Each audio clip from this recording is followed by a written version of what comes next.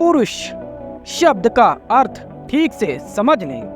पुरुष का अर्थ यह मत समझ लेना कि जो नारी नहीं है। इस सूत्र को लिखने वाला कोई पंडित होगा, कोई थोथी व्यर्थ की बौद्धिक बातों से भरा हुआ आदमी। पुरुष का अर्थ ठीक उस शब्द में छिपा है। पुर का अर्थ होता है नगर, नागपुर, कानपुर, उदयपुर, जयपुर। और पुरुष का अर्थ होता है नगर के भीतर जो बसा है। शरीर है नगर, सच में ही नगर है। विज्ञान की दृष्टि में भी नगर है। वैज्ञानिक कहते हैं एक शरीर में 7 अरब जीवाणु होते हैं। अभी तो पूरी पृथ्वी की भी इतनी संख्या नहीं है। अभी तो 4 अरब को पार कर गई है, लेकिन एक शरीर में 7 अरब जीवाणु है। 7 अरब जीवित चेतनाओं का यह नगर है और इसके बीच में तुम बसे हो। मूर्छित हो इसलिए पता नहीं, होश में आ जाओ तो पता चले। तुम देह नहीं हो, मन नहीं हो, भाव नहीं हो। देह का परकोटा बाहरी परकोटा है तुम्हारे नगर का।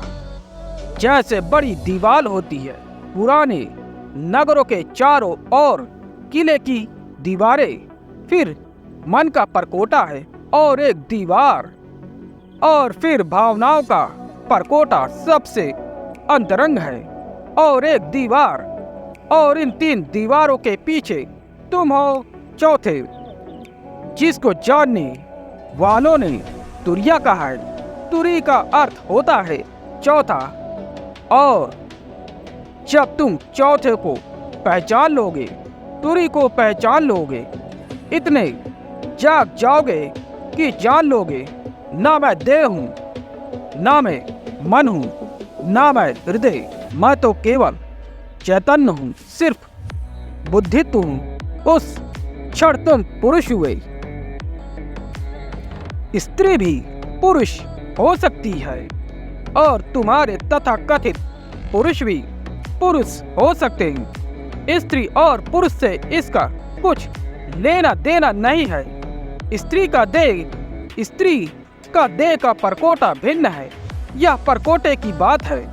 घर यूं बनाओ या यूं बनाओ, घर का स्थापत्य भिन्न हो सकता है, द्वार दरवाजे भिन्न हो सकते हैं, घर के भीतर के रंग रौनक भिन्न हो सकती है, घर के भीतर की साज सजावट भिन्न हो सकती है, मगर घर के भीतर रहने वाला जो मालिक है वह एक ही है।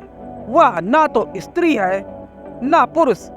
तुम्हारे अर्थों में स्त्री और पुरुष दोनों के भीतर जो बसा हुआ चैतन्य है वही वस्तुतः पुरुष है, वही वस्तुतः पुरुष है।